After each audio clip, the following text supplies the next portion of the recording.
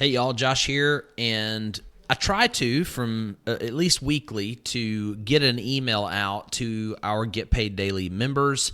And this is actually the first of its kind. I'm going to do an audio-visual version of the newsletter and just kind of talk out what I've written. Some of you are audible visual learners. Some of you are readers, whatever that might be. But this is a short and sweet, or simple, I guess, simply formatted newsletter that I think has some really pertinent info, whether you're a brand new crypto investor or you're just trying to keep up with the Joneses or keep up with the market and not miss the boat.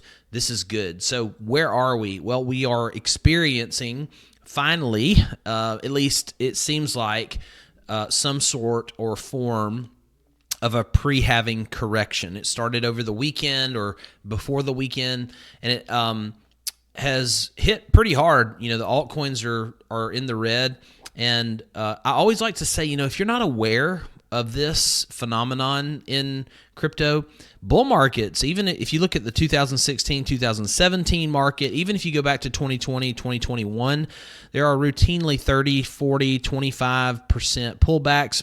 Ironically, now, since the ETFs have been approved and Bitcoin's traded on Wall Street, you don't see it we're at least we're not seeing the massive corrections. This one's hurting a little bit more, and they're designed to really kind of get to the weak-handed investors, the short-sighted investors, to kind of panic and bail out. So just hold the line, and what I'm doing is buying the dip. Hence my graphic here at the top of the newsletter. I'm buying the dip. So what am I buying exactly? Obviously, when you read my newsletter, I will give the disclaimer that I can't invest in everything. There's 22,000 tokens on the market, so I've created just a little bag of things that I'm wanting to get more of right now. I've been waiting on this correction to buy more. These aren't all of the tokens I own, nor all these what I recommend. It's just what I'm choosing to invest in here during this pullback. So I've created three fun categories. The no-brainer category for me is always Chainlink, the interoperability narrative that it is a part of and is the leader and highest performer in.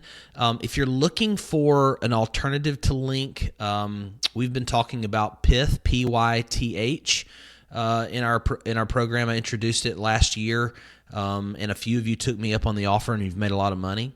But Chainlink will continue to be my large cap token of choice, and it hasn't moved yet. Whereas Avalanche and some of the other, in Solana and some of the Injective protocol, a lot of the large caps have outperformed Bitcoin. Even Chainlink is still waiting in the wing. It's almost like in the horse race, in the stall, and it hasn't heard the starter pistol yet. So that's a 4 to 6x opportunity, and now we're below $18 or $19 again. So what a great opportunity to buy. You don't own enough category. Nakamoto games for a living, and playable games. These are all part of the video game or GameFi narrative. These will have explosive growth in the coming months. Nakamoto has been outperforming most of the GameFi narrative. I think they, from this point on, are probably a 8 to 10x opportunity based on where we are currently. Sub $3. We've been investing there since 80 cents. Games for living and playable games have yet to have their day in the sun. I think there's such small caps, market caps, that the liquidity just hasn't made its way down the food chain yet. And so, but they do have great communities. They do have the narrative wins in their sales, and I expect these to be. I'll probably make more money off of these than I do Nakamoto games ultimately, because I think the upside for these are higher.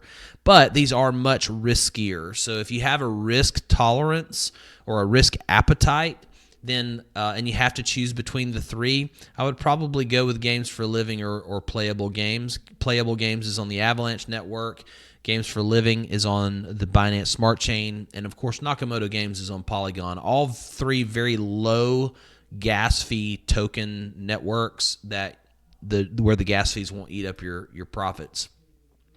You can also buy Chainlink on the Polygon network. You don't have to buy it on the Ethereum network. You can swap Polygon on Uniswap for Chainlink. That's just another little insider secret. And then the newer speculation category, I've been talking about for a couple of weeks, Palm AI and GraphLink, GLQ. These are AI narratives. I think these have a lot of upside. Palm actually is one that I did not go public with. I gave it to a couple of folks on the sidelines, and they made some money, but then it went up like 100% in a week. It was crazy. But I think you're catching a break here, and you're going to get some good pricing on this and GLQ.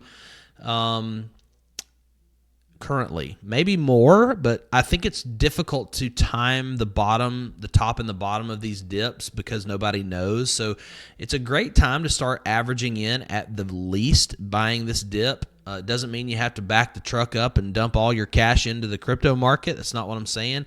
But if your plan was to look for better prices, you're getting them right now. So don't wait on the sidelines forever. And if you're a member, obviously, you have some great trainings in Module 6, 5, and 6 on buying altcoins, how to invest and qualify, like how to actually choose and find these guys like that I've given you above. Like, how do you acquire that skill? Just make sure you've gone through the Get Paid Daily training there so that you're up to speed and that you know how to fish, not dependent on me as your fisherman. Remember, there are really about 5 narratives that we've been tracking closely. There's a lot more than this out there, but these are 5: GameFi, interoperability, Layer 1, Layer 2, real-world assets, and artificial intelligence. We cover all of these in our 100x challenge that we did last fall. These are still great tokens to engage with and to research and potentially invest in. Do your own research, do your due diligence, and you can use this coaching call to get a full hour-long walkthrough on how to buy these on the 100x list, and you can use this spreadsheet to get access to all of the tokens that are on that list, the contract addresses, which decentralized exchanges to buy them on, all that good stuff. These are largely tokens you can't buy on a central exchange, although 1 or 2 of them might now be available. New listings hit central exchanges all the time when they hit a certain critical mass. Speaking of AI, the NVIDIA conference is happening right now. It's a major categorical conference, NVIDIA obviously being a stock that's larger than the entire Chinese stock market and has single-handedly dragged, I don't know what the proper English is there, the NASDAQ and the greater Magnificent Seven stocks in the equity markets up the hill and has just done an incredible performance this year. Well, this is a sell the news event for AI tokens, and we've been talking about this in our community for a week or two. A lot of you took profits earlier when we saw the pre-event surge buy pressure hit, and now it's time to start reallocating those positions because you're getting the dip, ironically, coincidentally, with a greater market pullback. So it's funny how that golden rule, that math works out. And then finally, don't fight the Fed is a cliche that, along with sell the news, those are 2 cliches that I've found to be very true in market investing. And tomorrow we have our weekly coaching call, Wednesday. And then in the afternoon, the Fed will have the FOMC governors will have their meeting, and then Chairman Powell will do a press conference. What we know is that they will not raise or hike or lower rates tomorrow. At least the market is 99% sure that won't happen. What we're looking for is his tone. Will he be dovish or will he be hawkish from the press conference microphone? And what we've seen is that the CPI and the PPI data, that is the consumer price index and the producer price index, those are 2 really of the key metrics when it comes to inflation numbers. They came in a little high over the last couple of weeks, and so we know that the Fed is a data dependent, or at least Jerome Powell has been he's tried to be very non-political and not to show his cards or his direction, and he just keeps saying we're in a data-dependent posture. We're going to be data-dependent moving forward. I don't see the Federal Reserve cutting rates even this summer.